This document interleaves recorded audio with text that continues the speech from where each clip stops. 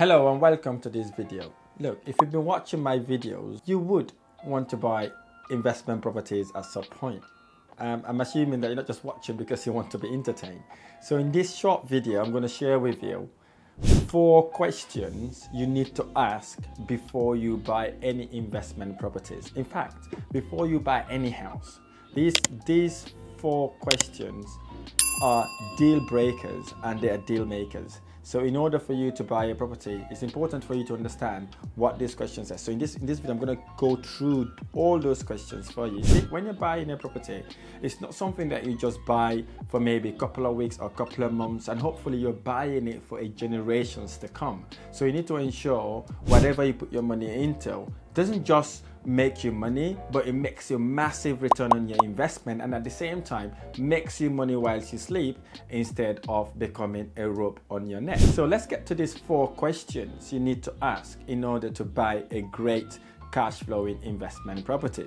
In order for you to buy a property, it's important for you to know the market, the property investment market in your investment area. Now, I'm not talking about looking at the whole UK as a whole. I understand you could do that, but if you're investing in a specific area, you want to understand what market is that area like.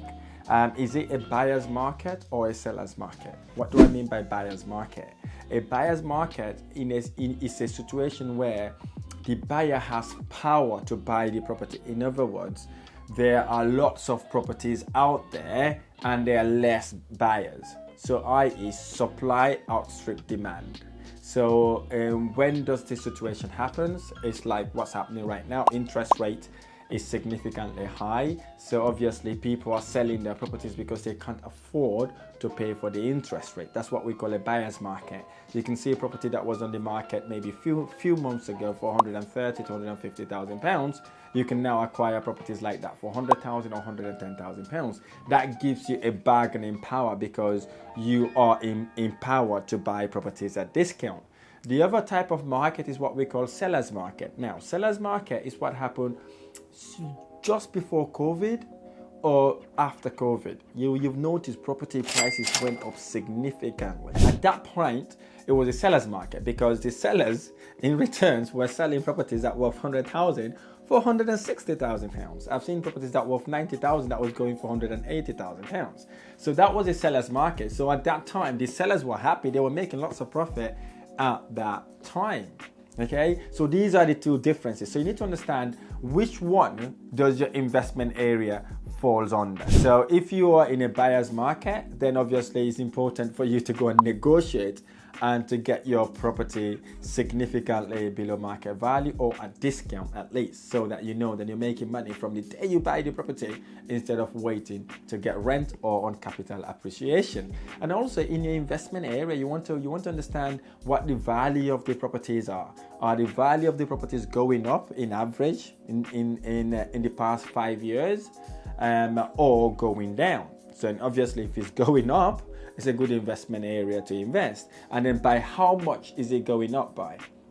Again, that would depend on your investment needs, your goals, and your vision. Okay, you have to have a cap on that. Suppose you only want maybe 5 to 10% capital appreciation in the investment area. If you're in an investment area then where property prices has gone up like 10% or 15%, maybe you want to start buying properties in that area. If it's the opposite, maybe you want to look for somewhere else. So number 1, the market in your investment area. The second thing you want to look at is what are the potential rental income and expenses for your property. Now this is important.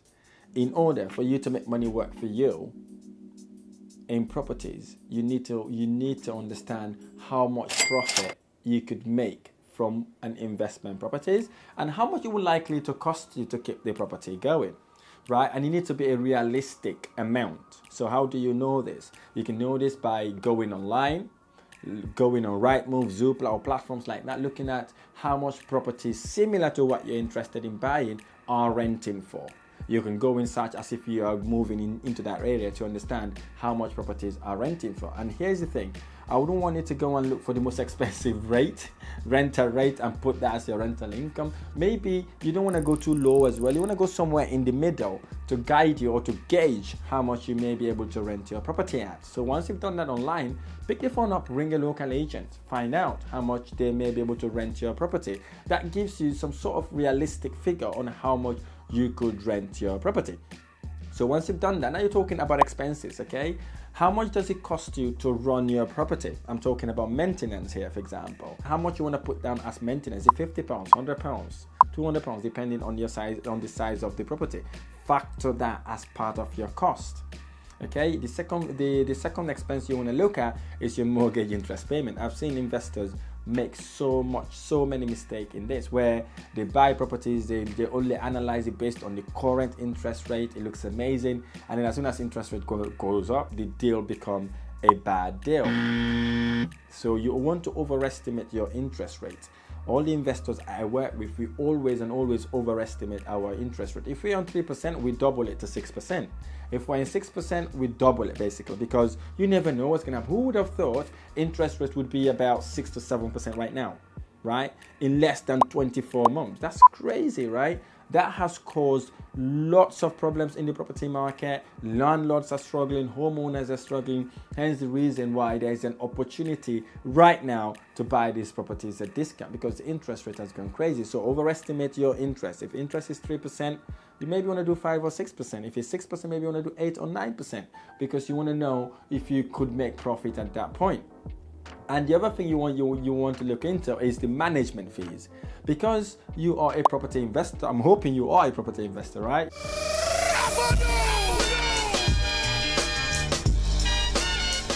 You're not going to be a property management agent.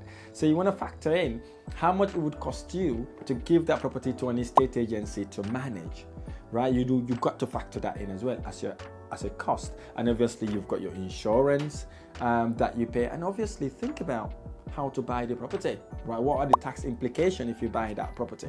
Okay, are you going to buy it under your name or under a company name? Whatever that may be for you, work that out in advance before you buy that property, because you want to know whether you're making money at that point. If you're making money after doing all this analysis and you've got your bracket, that could be a good position to be in.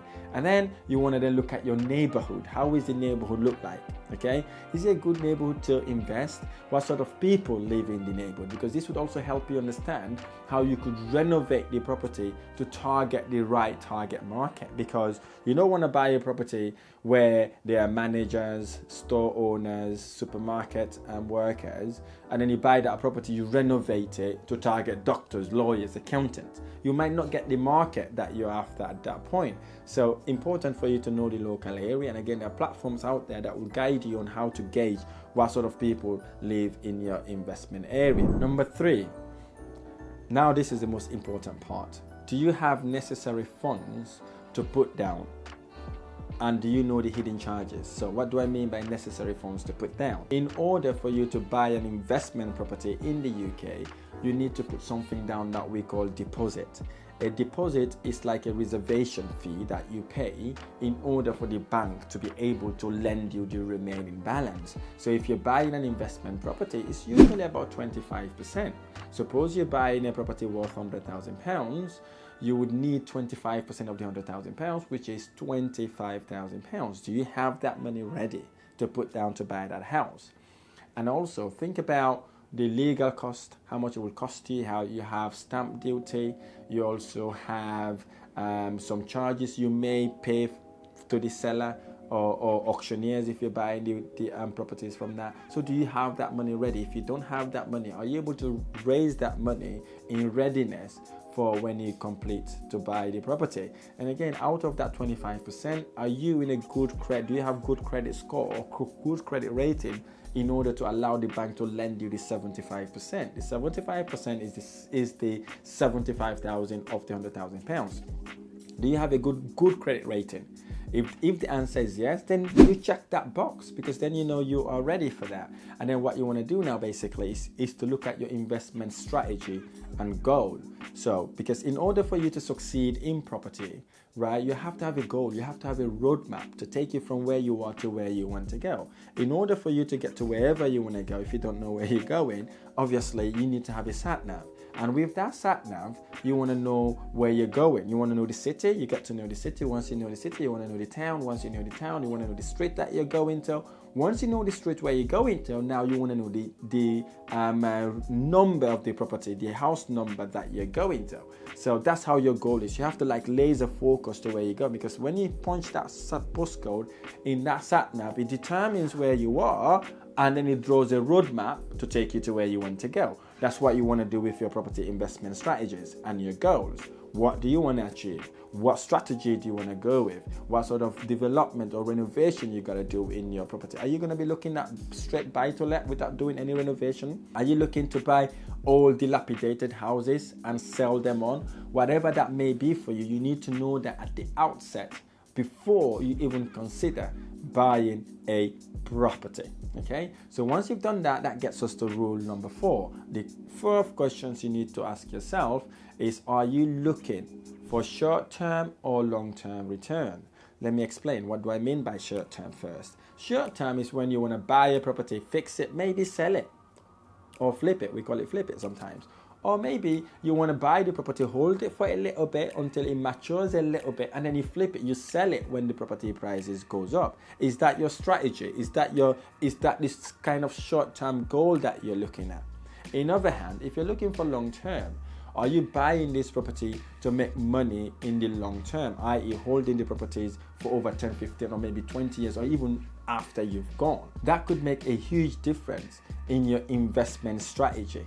Because if you're buying a property to hold on to it for, say, decades to come, maybe when you buy it, you're going to add that value, maybe renovate the property in a different way to force the value, so at least you can recycle some of your money out, so you can keep the property and make residual income as you go along. And that is a very, very important thing to do. When I buy my properties, personally, I don't like to sell properties. I can count how many properties I've sold, because for me, I'm there for the long term. I'm there for my lifetime.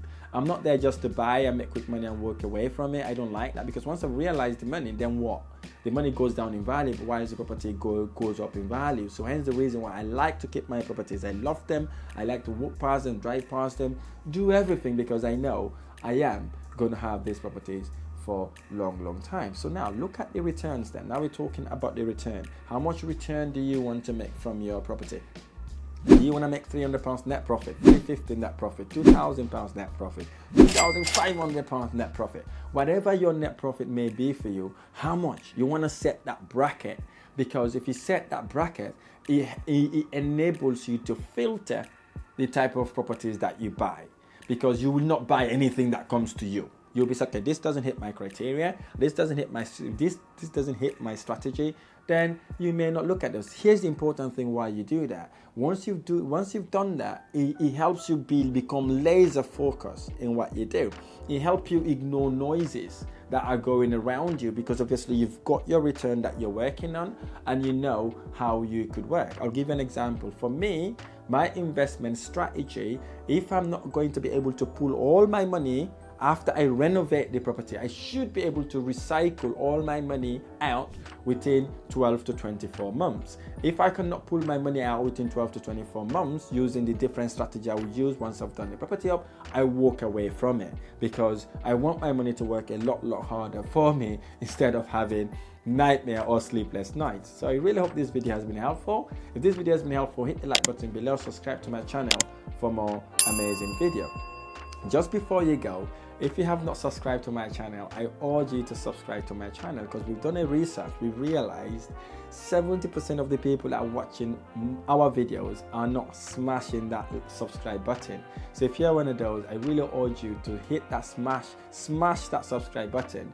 to help us grow the channel, motivates me to do more amazing videos. And guess what? I'm going to start bringing guests that I could interview in the channel. But that would only happen if you support me by subscribing liking the videos, and as well as sharing it with friends and family, because the more we grow, the more we are able to attract people to the channel, to interview, to learn from, and obviously to grow the channel as well. So thank you so much for watching. I look forward to sharing the next video.